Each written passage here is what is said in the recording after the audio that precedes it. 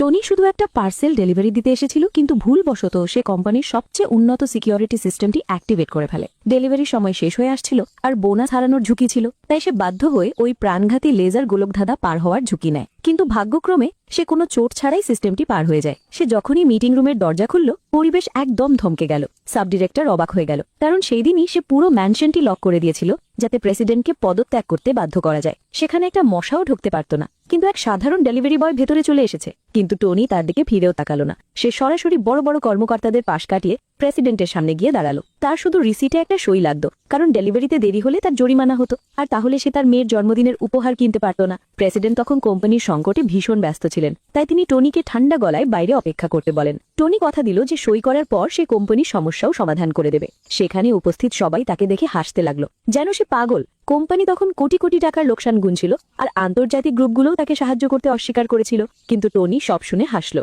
তার জন্য এটা ছিল মাত্র একটা ফোন কলের ব্যাপার। প্রেসিডেন্টের কাছে আর কোনো পথ ছিল না, তাই তিনি টনিকে নিজেকে প্রমাণ করার জন্য 10 সেকেন্ড সময় দিলেন। টনি দ্রুত জানালো যে কেউ কোম্পানির ইনভেস্টমেন্টে কারচুপি করেছে। সে অ্যালাইড কনসোর্টিয়ামের কথা উল্লেখ করলো। টনি বলল, যদি তাদের সহযোগিতা পাওয়া যায়, তবে শুধু কোম্পানিই বাঁচবে না, বরং রেকর্ড লাভও হতে পারে। কিছুক্ষণ ভাবার পর প্রেসিডেন্ট ঝুঁকি নেওয়ার সিদ্ধান্ত নিলেন। সাব ডিরেক্টর মনে মনে খুব খুশি হলো। তার মনে হলো প্রেসিডেন্ট নিজেকে ধ্বংস করে দিল। সে টনিকে অপমান করে বলল যে সে যখন প্রেসিডেন্ট হবে, তখন টনিকে মাসে 1000 টাকার বিনিময়ে সিকিউরিটি গার্ডের চাকরি দেবে।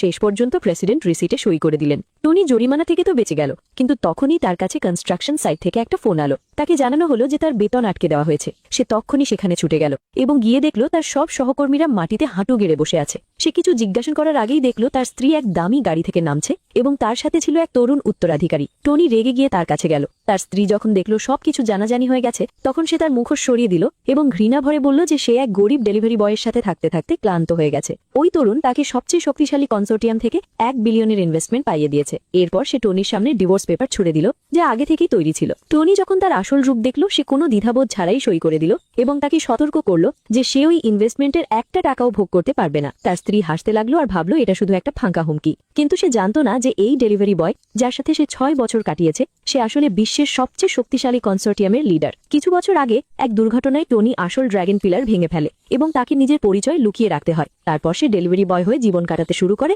এবং ভুলবশত ড্র্যাগনের রক্ত খেয়ে ফেলার কারণে তার স্মৃতি সাময়িকভাবে চলে যায়। সেই সময় সে তার স্ত্রীকে চেনে এবং তাদের এক মেয়ে হয়। সে সব সময় ভাবত যে সে তার স্ত্রীর উপকারের ঋণে আবদ্ধ, কিন্তু একদিন আগে সে জানতে পারে যে সেই পিলারটি আবার অ্যাক্টিভেট হয়েছে। তখনই সে সিদ্ধান্ত নেয় যে নিজের আসল পরিচয় ফিরিয়ে নেবে এবং তার মেয়ের জন্য শহরের সবচেয়ে বড় হোটেলে বার্থডে পার্টির আয়োজন করবে। শুধু তাই নয়, সে তার স্ত্রীর জন্য 10 বিলিয়নের ইনভেস্টমেন্টের একটা সারপ্রাইজ গিফটও প্ল্যান করেছিল। কিন্তু এখন সেই গিফটটি তার অপমান আর বিশ্বাসঘাতকতার কারণ হয়ে দাঁড়িয়েছে। অন্যদিকে প্রেসিডেন্ট তার সেক্রেটারির কাছে এক সুখবর পেলেন। কোম্পানি শুধু বেঁচেই যায়নি, বরং অ্যালাইড কনসোর্টিয়াম থেকে কোলাবোরেশনের অফারও এসেছে। তখনই তিনি বুঝতে পারলেন যে টনি কোনো সাধারণ মানুষ নয়। কিন্তু তার সেক্রেটারি তাকে সতর্ক করল যে সে শুধু একজন ক্ষমতাহীন মানুষ, যার বিয়ে হয়েছে এক সাধারণ ব্যবসায়ীর মেয়ের সাথে। হয়তো টনির ভাগ্য ভালো ছিল, কিন্তু প্রেসিডেন্টের তেমনটা মনে হয়নি।